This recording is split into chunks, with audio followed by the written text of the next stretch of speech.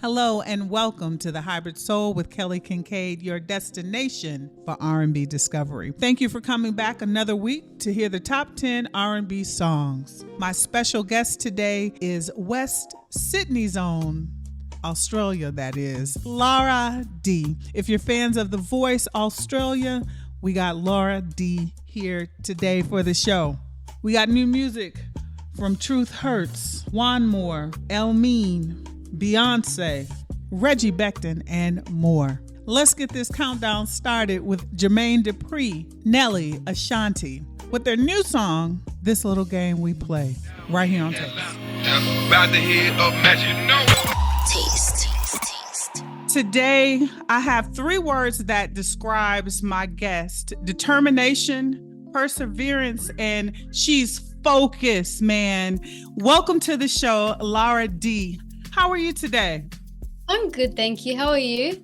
Good. You know, the show, The Hybrid Soul with Kelly Kinkaid, we are the destination for R&B discovery. And when I've seen you, I was like, I have to get Lara D because we have to discover more about you. Let's start here. Many people were introduced to you on The Voice Australia. And I find your story so motivating, no matter what age you are, because you did the audition when you were 15 or 16, correct? Yes. Yes. And you didn't make the cut on the first, but you came back and you were determined. Where did that come from at such a young age? Like, I want to do this. Honestly, like, I'm gonna be like real with you. The first time that I ever started singing, I was completely stage fright. So I had no will to even get up on stage. But honestly, I feel like as you get older, like, you grow and you understand a lot of things. And I feel like I kind of grew into this person where I didn't really care what other people thought. I just didn't care what like other people thought. Like, I grew up like my parents always telling me, like, you know, if you want something, go get it. So I always had that support behind me as well. At a very young age. So how did you find like The Voice? Were you a watcher of The Voice before you auditioned? I wasn't like a heavy watcher on The Voice, but I used to watch like some videos here and there. Yeah. So yeah. Who are some of your musical influences? Because you have such a big voice at a young age. Thank you. Honestly, I grew up listening to a lot of old school R&B because of my mum, and a lot of different like genres because my dad also listens to, like, you know, like country and rock and all that stuff. So like it comes together. But yeah, like I've grown up listening to a lot of Alicia Keys. So she's an inspiration, but not only like through her music, but just as like the way she holds herself as a person. So I really like am inspired by her a lot. You're from West Sydney. Yeah. And so that's beautiful just to have so many different artists that you grew up listening to. Background, when did you find your first love of singing? I've literally been singing forever. The thing is, like, growing up, I obviously, like, I used to watch like musicals and like Disney Channel and all that stuff, and I kind of like fell in love with that more.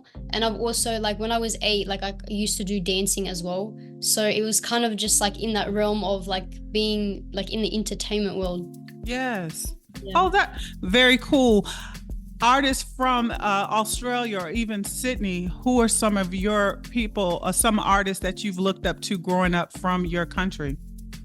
Well, there are really big artists over there. So like Guy Sebastian, Delta Goodrum, Jessica Malboy.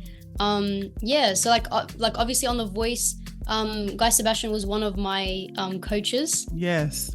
I started with him and I went to like Kelly Rowland, but I developed a good relationship with Guy. So how amazing was that? Because your second audition, Guy was the one who turned around. And then when Kelly turned around and looked, because on the first let me give a backstory. The first time you tried out, Kelly wanted you on the team, but she had already built her team up. And big question for me was, what motivated you to go back the second time, the next the second time? Because the first time you could have felt defeated. What made you go back the second time for the audition? Well, I don't know. Like, I've always had like this mindset where it was just like nothing can really stop me. Like one like thing that I've basically like failed at, I would say, wouldn't stop me from trying to succeed further in life with what I wanted. Yeah. So I feel like just because something like pushes you down doesn't mean like you just stop there. You know what I mean? So like I have a whole life ahead of me to continue like trying and just doing, you know, whatever I want to do. And I was a kid, obviously, like back then I was really, really young, didn't know anything. And I was just like, I forced myself to get out of my shell of being shy. So yeah, I've come a long way. Are you having fun? Yes, of course. To date, what has been your goosebump moment of maybe someone you met or some stage you have performed on that gave you goosebumps? Honestly, I'm just appreciative of like everything. I take in every single moment, whether it's small or big. Yeah. That's just the type of person that I am. I'm blessed for like everything, whether it's like a room full of like 50 people or like, you know, 5,000 people. I'm really like blessed with everything. You know, and I think that one of the lucky things is you have here, this is a great interview because it's another Kelly in your life now. We bring a lot of good luck to you. Your relationship with Kelly Rowland. Yes, your relationship with Kelly Rowland. How did that build? Because just how she was a coach for you, did she give you any words of wisdom throughout your process in The Voice? For sure. So like obviously on the show, like you will see behind like, you know, her building my character through music and all of that stuff, which is really good. She kind of just told me to let go. Just, you know, let go and be myself and just like take everything in. And I'm a perfectionist, and so like I try and not like be so hard on myself, but that's literally it. She just told me to let go, have fun, and obviously a lot of the time pronunciating my words. Yes. I sing, so that's one of the things. Yeah. More with Lara D coming up on the Hybrid Soul with Kelly Kinkaid. Here's our first bonus song from today's guest, Better by Myself, right here on Taste. I got days where I feel some type of way. Taste. With my dreams away. The Hybrid Soul with Kelly Kinkaid, your destination for R&B discovery. That was number 6 from our girl, the Queen, Beyonce, 16 Carriages. Now here's more of my interview with Lara D. And you are of Moroccan and Lebanese, that's your ethnic background. How has your just rearing in your foundation and your culture helped you navigating through your career now? Well, my family is really like big on supporting, which I really appreciate. Honestly, I just feel like now, like I feel like everyone's starting to embrace their culture, and I've always wanted to do that. So like I'm happy everyone's doing that now, embracing their culture, embracing their race, everything. It's helped me a lot because it feels like I'm not put in a category where everyone's the same. So I have like my own identity where I can share to the world and kind of be an inspiration for people that are Lebanese and Moroccan, because I am both, so people can relate to me on that aspect as well. Yeah. But yeah. How has the experience, because you spend time between your home country, Australia, and the United States in New York, how is your experience in New York with the music and the culture? Honestly, the very first time I came to New York was like a culture shock to me, because it was so crowded and everyone's just like on the go, on the move, everyone's like doing everything, whereas like Australia is very like too chill and laid back. Right. Everyone's the flow and everyone's just like kicking back. It's like, oh yeah, it's okay, no worries. So right. like I was like, what the heck is happening? But yeah. That's honestly, cool. Yeah, it's a good experience. Like to me, I love meeting like different people of like different like environments. Do you know what I mean? Because obviously Australia is one environment that you grow up in where it's completely different culture, and then you go to another country, different culture, environment, morals, everything. So it's cool to see that, and just like kind of, you know, educate myself. So yeah. That's beautiful. New York is a great place to be. I want to talk about the music because after The Voice was done and you did some amazing and some beautiful songs and covers on The Voice, making your own music. How fun was it starting that project and putting out Yours Truly? Honestly, look, for me, I love doing everything else as an artist. I love performing and everything, but to me, like being in the studio is like my home because obviously like growing up shy and everything, it was hard to express through words because I didn't really speak as much. Like I would kind of like get my brother to like order, he's like younger than me, and I'd get him to order me stuff and be like, just whisper in the ear, so like, what do you want? And I'll just be like talking to him on the side and like, okay, now you talk. It was really like, I was like that. Like I wouldn't put my hands up in class and everything like that. Like I was to that, extreme. But so I feel like being in the studio where I can relate to people such as like the writers and producers and everything, because they understand that that's like, you speaking through music. So I got to really like, enjoy that, and it feels like it's basically like a second home to me. Yeah. So and you're 21 now, and I see you have a lot of chaperones and big brothers, because I think on your 21st birthday someone wrote, yeah, you can now have a big glass of milk. How has it been just growing up, being 21, having all this global success for you? How have you embraced that and balanced yourself? Honestly, I balance myself because of like just the environment that I grew up with my family. It's all about like being humble and being blessed about what you have. So I don't take anything for granted. So like I said before, every small, every big thing is like a blessing to have. So what are your goals for Lara D, just navigating through this music industry and entertainment industry? What's the goals for right now? For right now, in this specific moment, is just making more music. I kind of like had a period of time where I didn't release music as much, and like I stopped doing that for a little bit, although I was like still active on social media. But so I'm just trying to find my place again with creating and just being in that mindset of creating. And your project, Yours Truly, you are producing, you're writing. Have you always been a writer, or did that start when you were on The Voice? When did that process, or when did that hat of being a writer and producer come for you? Honestly, I've always had a love of just like wanting to be hands-on with everything. It didn't really like, I used to like write when I was like little, like obviously nothing made sense at all when I was writing.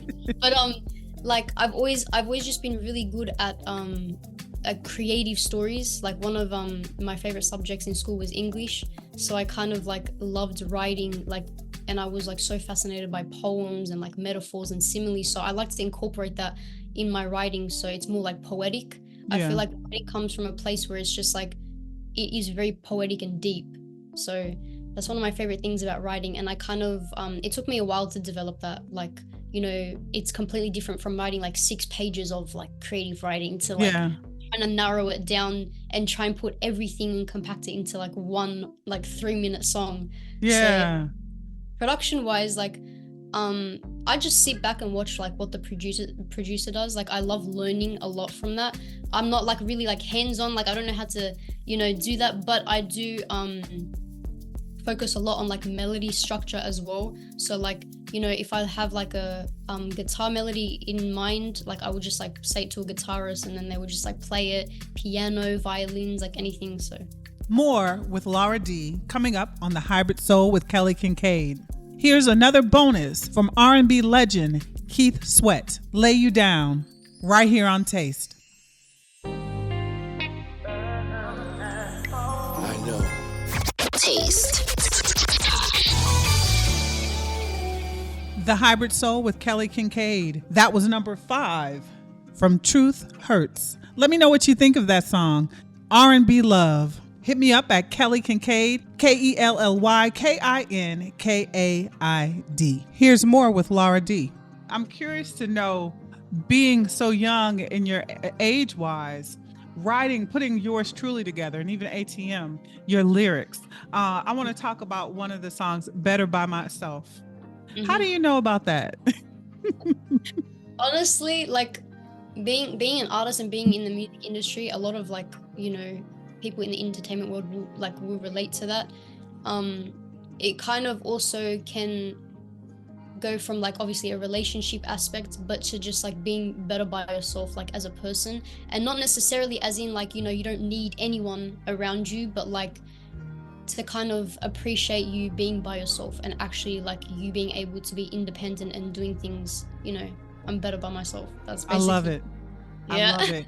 You have a song on yours truly with a friend of the show, Kevin Ross. How did that come together with Memories? Because I love that song. Thank you so much. Honestly, okay, so the first thing was I wrote, so he wasn't a feature at first. So I wrote a completely different, like my verse, it was a whole song I wrote.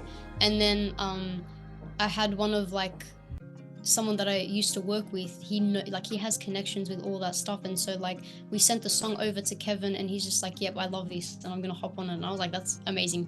So I feel like he really suited the song really well. He did. And I have to tell you, because we're going to talk about this big song you have that's 2 million and counting in a moment, but I wanted to go back just to the start, because sometimes people, they need to respect, like, you've been putting some work in, girl. One of my favorite songs off of yours truly is No One. I love that song. And let me tell you why. And I want to know what was the inspiration of putting that song together, because I feel like you put a little bit of your culture in it, the words in it, like it all came together. Tell me about the process of that song. So I appreciate you for saying that, because that's actually one of my favorite, and that was actually the very first song I wrote all by myself, like just like completely like sat down and I wrote that in like half an hour. So everything just like came to me.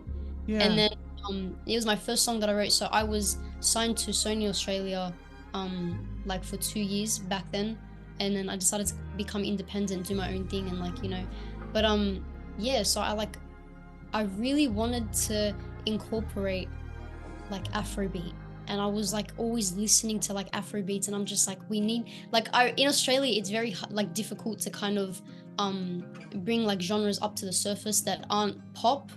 Yeah. You know what I mean? Yeah. So I wanted to just like create something like different in my like home country. Like I knew everything was happening like outside of Australia, but I wanted to be like different to that, and I'm like Afrobeat, R&B, kind of incorporate that type of vibe. And I was just like literally my all-time favorite song that I've created. You won on that. I love that, and I love the whole project. Working and putting music together. How are you now? Because you're traveling, you're all over the world, getting your inspiration for songs. Honestly, I always say this because like just like having conversations with people, you know what I mean? Just interacting with people. Although I do have like a bit of like social anxiety myself, like I kind of like learned to just like open up to people, have conversations about like, what's happening in the world, about people's like just like personal lives, and like, kind of hear them out on like how like they're doing as just like in general. And I feel like I'm really interested in like, just like understanding people. Yeah. I love going into depths about like how people think and how people act, and like what's the reason behind this and everything like that. So I'm a very like deep thinker, and I'm a deep person in general. So I love that. Are you a Pisces? No. No, I'm a Sagittarius. Sagittarius. Yeah. How when I listen to different songs that you covered on The Voice, and I hear your voice, I gotta ask you, what was one of your favorite covers that you did on The Voice? I'd probably say I did like Lovely. That was probably really beautiful, and like so it was Lovely and All the Stars, because that was the first time I got to actually like put out to the world like I can rap as well, which was really, and it was like actually completely different for The Voice as well, because I don't really do rappers. So that year was like, to me, that was probably like not because I was on it, but like that was like the best year where everything like in music just came out, because there was also like a rapper on there as well. So it was really cool. It was It different. was. Now, what's your relationship with like hip hop? Who's your favorite rapper? My favorite rapper. Let me Or see. let's say, who are you listening to now? I listen. The thing is, I don't like. It sounds really bad, but like, I listen to a lot of like old school like rappers. Like I I don't. love that. Yeah, I Like do who? have new school rappers as well. Like probably I'd say, like NF and Russ and all of that stuff. But I used to listen to like a lot of like 50 Cent, Biggie, Tupac, like literally like everyone. And how cool. That is so cute because you are early 20s to call them old school rappers. And I'm like, those are my people. They're current in my head. That's really cool. Um, who is, while you're making music, who would be your ideal person to do a song with? Um, Honestly, I love to collaborate with everyone, but I feel Yeah. like probably like Drake or Chris Brown. More with Lara D coming up on the Hybrid Soul with Kelly Kinkaid. Here's number 4 from One More, Baby on Taste. Hit me. Baby, baby, baby, baby. Taste. The Hybrid Soul with Kelly Kinkaid. That was number 3 from 21 Savage and Doja Cat, NHIE. As we wrap up my interview with Lara D, let's talk about your hit song, ATM. Mhm. I love it. I love it. I love it. And so do 2 million plus people do too. Let's Crazy. talk about how this song came together and even just the visuals of it. You're writing. How did this thought from the paper get recorded? So, the first time I went to LA, like just like working straight, like back-to-back studio sessions. This is, so the producer behind it is Emil Gantos, and then the writer who actually wrote the whole entire song was Angel Taylor. So shout out to them. Yes. Amazing. But the thing is with me, like when I jump onto someone else's song, someone that, you know, is completely created, like not even when I'm around, you know what I mean? So like when I jump on someone else's song, I have to resonate with the lyrics, and I have to like make sure like I can deliver the song and perform it, like not only just like vocally, but like emotionally as well. So I have to be invested in the song for it to be like believable. And so honestly, that was just like they played me the song. I literally like had like 3 or 4 songs I did with Emil, and then they were just like, hey, like here's an extra song, like listen to it, let us know what you think. And I was like, okay, cool. And at first I was like, okay, cool, it's like acoustic. I'm not really used to like just like straight up acoustic, and to me it sounded like very like bluesy country kind of vibes. So I was like, I don't know, like, you know, I don't know how this is gonna like fit with like me vocally or whatever. Like don't get me wrong, like I love singing like different genres and stuff, and I feel like I do like suit it very well, but I didn't know like where I wanted to like kind of go with it.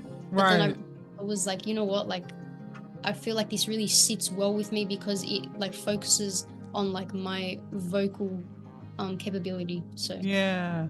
How fun was the video? Because I like that video because you start off in the women's bathroom like so many of us do when we're at a party, going out to eat. Who came up with the concept? her name is Fiona, and then there was also Yolanda.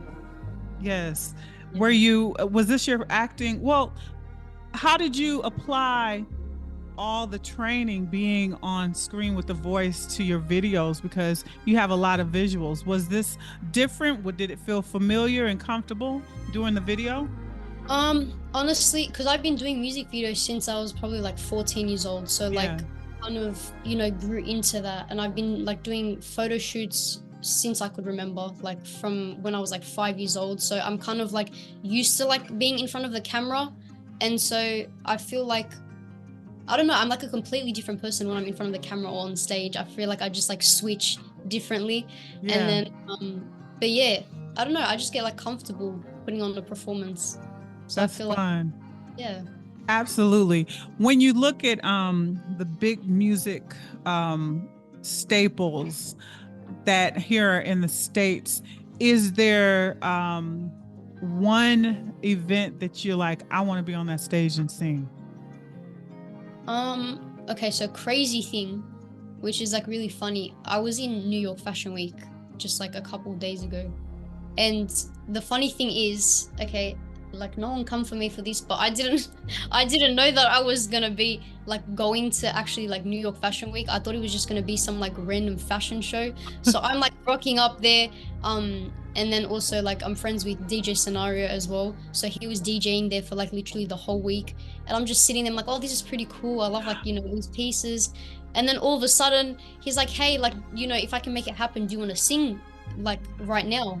And I was like, yeah, sure, why not? Like, I'm trying to be spontaneous this year and like just do whatever, you know, like anything that comes at me, I'm just gonna do it. Yeah. And then he's like, okay, cool. And then he got back to me, and then I ended up singing at New York Fashion Week, which is crazy. Yeah. Because the thing is, I didn't even know I was there. So it was like, to me, I was like, this is mad. Like, you know, whatever this is, like I get to perform, because like I just love performing and just like connecting with people.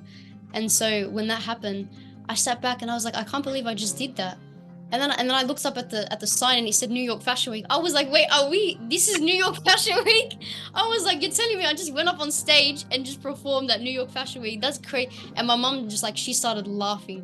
She's like, are you serious? Sometimes you don't even know where you are. You're just like doing whatever you do. How amazing. Yeah, that's pretty big. It's crazy. People want to give an arm and a leg just to be in the building for that. How amazing. How important is it for you to stay ready? Very, very important. I feel like I'm always ready. So like when I do like spontaneous things like that, I have to like, I can't knock it down. Do you know what I mean? Like every opportunity is an opportunity. Like, you know, you have to take everything that just basically comes at you. Obviously being reasonable with like who you are. So yeah. Yes, I love it. Before I let you go, I would love for you to speak to that aspiring singer, that aspiring artist. What would you tell them if they were kind of feeling like things aren't clicking for me right now? Should I stop? You know, what advice would you give an aspiring artist? Honestly, I feel like that at some time, you know, sometimes I feel I'm just like, oh, like, you know, I'm working so hard and I feel like I'm not like getting anywhere at some point, and then sometimes things will just like come at me randomly and I'm like so blessed, and then all of a sudden it dies down. So I feel like the thing that I would say to everyone that is an aspiring artist is to ride the wave. You know, you don't know what big wave's gonna come. You just keep riding the little waves, and then as soon as that big wave comes, you're gonna be like prepared and ready for that. So that's what I love it. And what can we look forward to with some new music from Lara D? Oh my gosh, there's this one single that I've been like waiting for it to release, and I'm so excited. But it's called Dumb, and it's written by YX, and it's so beautiful. It's pretty chill, but it's also like very like emotional as well. I love it. I can't wait. Well, Lara D, I want to thank you for joining the Hybrid Soul with Kelly Kinkaid. I feel like we have discovered so much about you. We look forward to meeting you in person one day. Thank you so much for having me. I love it. You know, we're going to continue building up this ATM. That's just the first of the million listening. But we support you. We will be following you, and just all the best to you. Thank you so much. I appreciate it. Here's my final bonus. It's her hit single that's streaming millions of listeners who are loving this song. Here's ATM, All the Money, from Lara D, right here on Taste. Don't care much for big old parties. Don't chase fame like paparazzi. Taste. I'd like to thank my guest today, Lara D, for stopping by and letting us discover more of her. Please follow and support her at Lara D Music, LARAD Music. And follow me at Kelly Kinkaid, KELLYKINKAID. Please tell a friend to join us at the new Lit Live platform, formerly Dash Radio, as we celebrate and take this to a next level. Just go to the Lit Live app, download, and go to Taste Radio. Our number one song goes to actor and rapper Joey Badass, Passports and Suitcases, featuring K-Psy. See you next week. Same time, same place. The Hybrid Soul with Kelly Kinkaid, your destination for R&B discovery. Later.